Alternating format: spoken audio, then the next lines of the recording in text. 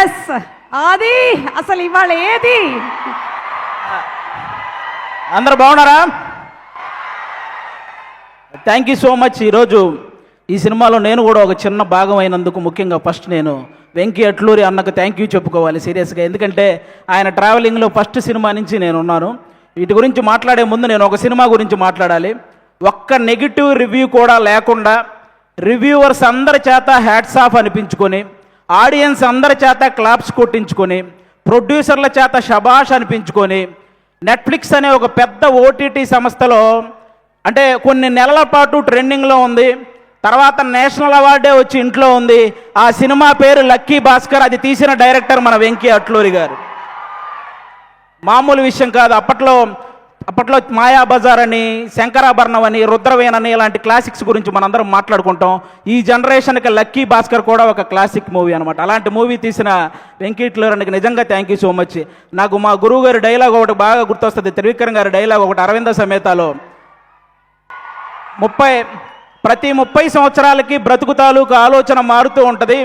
Cinema వాళ్ళు దాన్ని trending అంటారు, అలాగే వ్యాపారస్తులు ఫ్యాషన్ అంటారు, రాజకీయ నాయకులు తరం అంటారు, నార్మల్ జనాలు జనరేషన్ అంటారు.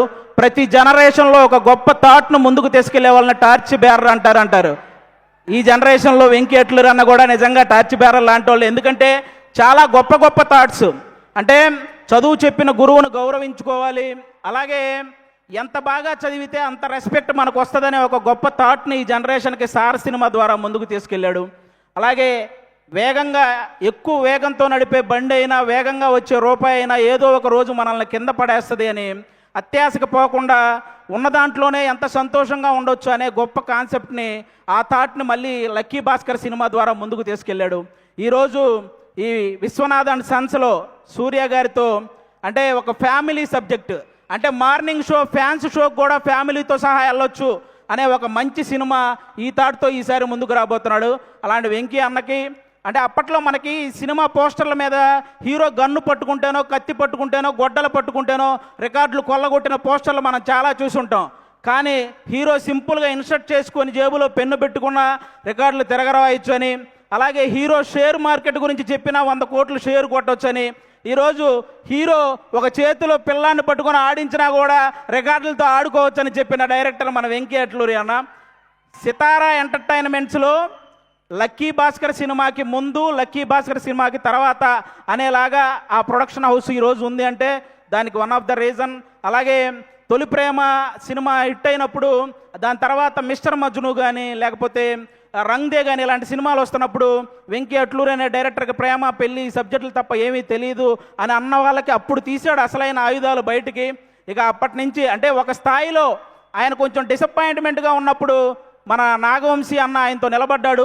ఈరోజు ప్రతి సినిమా విషయంలో నాగవంశీ అన్నని ఇంకో స్థాయిలో నిలబెడుతున్నాడు. అలాంటి సినిమాలు తీస్తున్నాడు. నాకు ఇంటి దగ్గర 2 అన్నయ్యలు ఉన్నారు, కానీ టీవీ పరంగా అభి అనే ఒక అన్నని, సినిమా పరంగా వెంకీ అట్లూరి అని అన్నని ఇచ్చినందుకు దేవుడికి థ్యాంక్స్ చెప్పుకుంటాను. నిజంగా థ్యాంక్ యూ సో మచ్ అన్న, థ్యాంక్ యూ.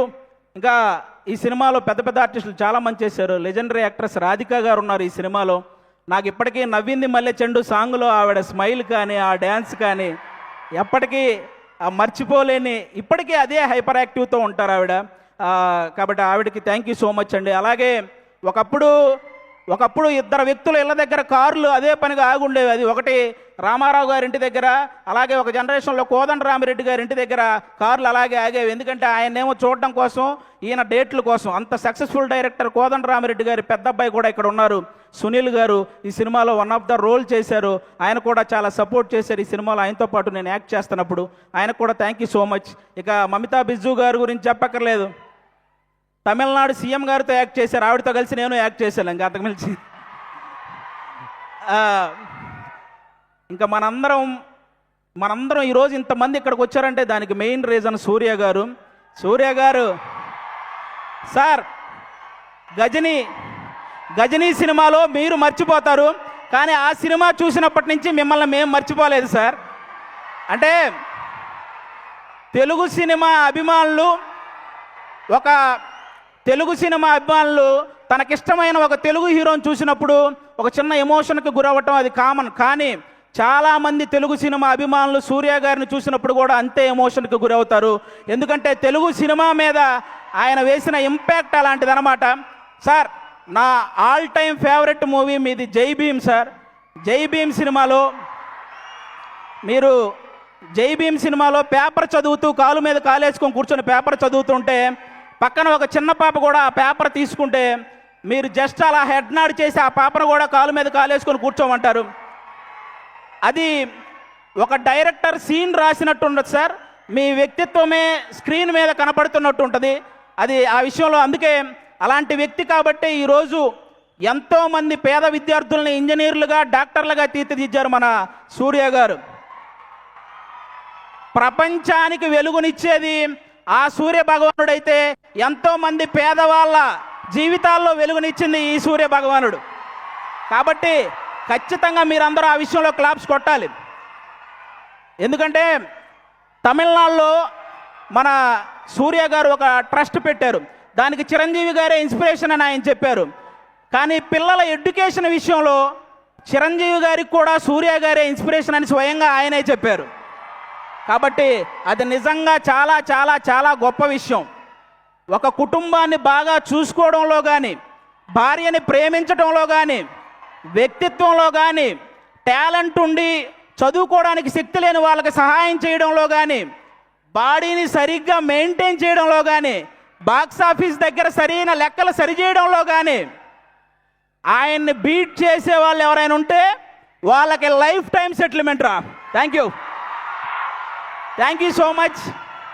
ఈ సినిమా సూపర్ సక్సెస్ చేయాలని నేను మనస్ఫూర్తిగా కోరుకుంటున్నాను. మా వెంకీ అట్లూరి అన్నకి ఈ సక్సెస్లు ఇలాగే వస్తూ ఉండాలని, అలాగే సితారా ఎంటర్టైన్మెంట్స్లో నేను కూడా ఎక్కువ సినిమాలు చేశాను. అది నాకు కూడా ఒక హోమ్ ప్రొడక్షన్ లాగా. ఆ ప్రొడక్షన్లో కూడా సక్సెస్లు ఇలాగే మొన్న లెనిన్తో ఎలాగైతే సక్సెస్ వచ్చిందో ఈ సినిమా కూడా అంతే బ్లాక్ బాస్టర్ అవ్వాలని మనస్ఫూర్తిగా కోరుకుంటున్నాను. 6 గంటలు స్టేజ్ చేయటం ఎంత కష్టమో ఆ స్టేజ్ మీద 3 గంటలు ఎంటర్టైన్ చేయడం కూడా చాలా కష్టం. సుమగారికి కూడా thank you so much. And me